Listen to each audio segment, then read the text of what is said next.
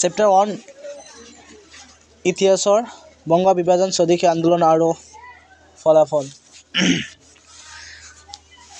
All question answer MCQ Banga বিভাজন 22ৰ শাসনকালত সংঘটিত হৈছিল lord Nathaniel Curzon question number 2 Dhaka Chittagong আৰু ৰাজশ্বাহী এই তিনিটা সংমণ্ডলৰ সৰ্বমুঠ এলেকা অসমৰ লগত সংলগ্ন কৰি পূৰ্ববংগ আৰু অসম নামৰ প্ৰদেশখন গঠন কৰা হৈছিল এনসাৰ বি পূৰ্ববংগ আৰু অসম নামৰ প্ৰদেশখনৰ ৰাজধানী স্থাপন কৰা হৈছিল ঢাকাত এনসাৰ সি ভাৰতীয় জাতীয়বাদৰ প্ৰাণকেন্দ্ৰ বুলি কোন ঠাইক অভিহিত কৰা হয় বংগ প্ৰদেশক এনসাৰ এ 1905 খ্ৰীষ্টাব্দ তাৰিখে বংগ বিভাজন কাৰ্যকাৰী হৈছিল 16 অক্টোবৰ এনসাৰ বি বিদেশী পণ্য বৰ্জন প্ৰস্তাৱ গ্ৰহণ কৰা হৈছিল 1905 খ্ৰীষ্টাব্দৰ 7 আগষ্ট তাৰিখে এনসাৰ এ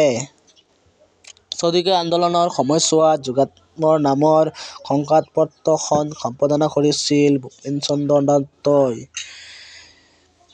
ছাত্ৰ-ছাত্ৰীসকল তোমালোকক মই এটাই কথা ক'ব আছে ইয়াত ইতিহাসৰ সকলো MCQ আছে যদি তোমালোকে ইয়াৰ পৰা ভালকৈ পঢ়া তেনেহলে আগন্তুক 2025 বৰ্ষত সোশ্যাল সায়েন্সৰ MCQ অল ইয়াতে মোষ্ট পৰিব 100% কমন মই তোমালোকৰ কাৰণে মই বহুতো কষ্ট কৰি এই নোটছবোৰ তৈয়াৰ কৰিছোঁ মোৰ তোমালোকৰ ওচৰত মোৰ এটাই আশা যেন মোৰ এইটো সৰু চেনেলটো সাবস্ক্ৰাইব কৰি ৰাখিবা মই সদায় তোমালোকক এনেকৈ ভিডিঅ' দি থাকিম English grammar Assamese grammar social science general science মেথছৰ তোমালোকে কমেন্ট কৰি জনাবা যাৰ লগত মোবাইল নম্বৰ আছে কিহতে মোক কল কৰি জনালেও হ'ব বা গ্ৰুপত মই জনাই দিম কি গতিকে ছাত্ৰ-ছাত্ৰীসকলক মোৰ এটাই আশা যে আগন্তুক 2025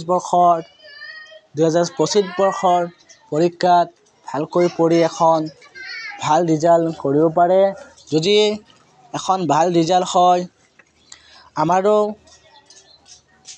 সুনাম হ'ব তোমালোকৰো সুনাম হ'ব তোমালোকৰ মা দেউতা ভাই ভন্টি ককা বাইদেউ টিচাৰ স্কুলৰ নাম হ'ব সেইকাৰণে মই তোমালোকৰ এই সোশ্যাল সায়েন্সৰ আগতো দুটা ভিডিঅ' দিছোঁ মই দুটা ভিডিঅ'ত ইতিহাসৰ দিয়া নাছিলোঁ আজি এইখন ভিডিঅ' বনাই আছোঁ ইতিহাসৰ দিম আৰু আগত দুটা ভিডিঅ'ত ৰাজনৈতিক আৰু অৰ্থনৈতিক বিজ্ঞানৰ দিছোঁ আৰু ভূগোলৰ চেপ্টাৰ অল দিছোঁ অল কুৱেশ্যন এনসাৰ দিছোঁ ৰাজনৈতিক আৰু অৰ্থনৈতিক বিজ্ঞানৰ অল MCQ দিছোঁ পিছত পৰৱৰ্তী সময়ত মোৰ যদি সময় ওলায় তাৰপিছত বৰ্ড কুৱেশ্যন থিয়ৰিবোৰ মই দি যাম এটা চেপ্টাৰৰ তোমালোকে নোটছবোৰ ভালকৈ লিখিবা পৰীক্ষাত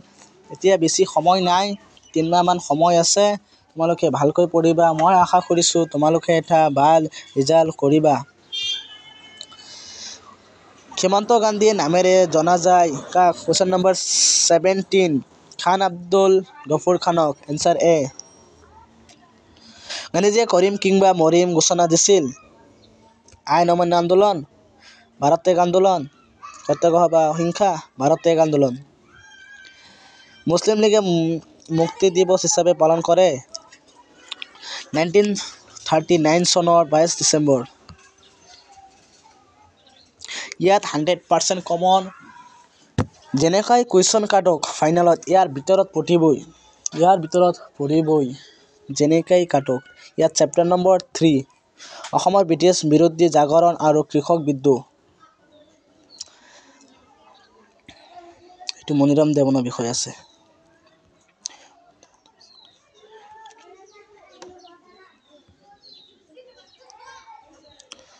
ভিডিঅ'খন মই ডাঙৰ নবনাওঁ সৰুকৈ বনাই আছোঁ যদি সকলো কুৱেশ্যন আনসাৰ মই কৈ দিওঁ তেনেহ'লে বহুত ডাঙৰ হৈ যাব তোমালোকৰ অসুবিধা হ'ব বুজিবলৈ। সেইকাৰণে মই জাষ্ট কুৱেশ্যন এনচাৰবোৰ দেখাই দি আছোঁ এটাকৈ এটা।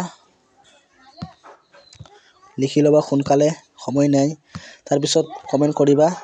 মই ছ'চিয়েল চায়েন্স দিছোঁ, পিছত জেনেৰেল চায়েন্স দিম। ভাৰত স্বাধীনতা আন্দোলন আৰু অসম জাতীয় জাগৰণ, লাষ্ট চেপ্টাৰ নেকি এইটো।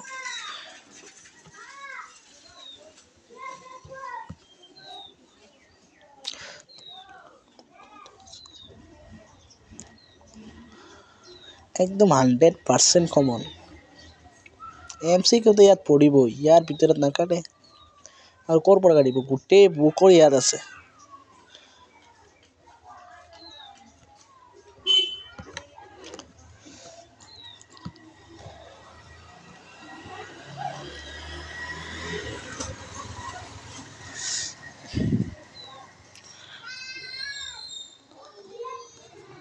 মহাত্মা গান্ধী অসমলৈ অহা চন এইটো 1921 চনত। মই এজন ষ্টুডেণ্ট, ময়ো পঢ়ি আছোঁ, বাট মোৰ পঢ়াৰ লগে লগে তোমালোককো মই হেল্প কৰি আছোঁ। কাৰণ মই জানো মোৰ সময়ত, মোৰ বয়সত মই যেতিয়া পঢ়িছিলোঁ এনেকুৱা হেল্প কোনেও কৰা নাছিল, বা বৰঞ্চ ছাৰ বাইদেউ কৰা নাছিল। এনেকুৱা কৰিলে যিকোনোবা কৰিতো, তেনেহ'লে মই আৰু অকণমান ভাল ৰিজাল্ট কৰিলোঁহেঁতেন। বাট মই বুজি পাওঁ এতিয়া, সাধাৰণ জ্ঞান স্বাধীনতা লাভ কৰিছোঁ, 18 বছৰ বয়স হৈছে। বাট তোমালোকৰ কাৰণে মই কষ্ট কৰি আছোঁ, জাষ্ট ৰিজাল্ট অকণমান ভাল হ'লেই মই গৌৰৱময় হ'ম।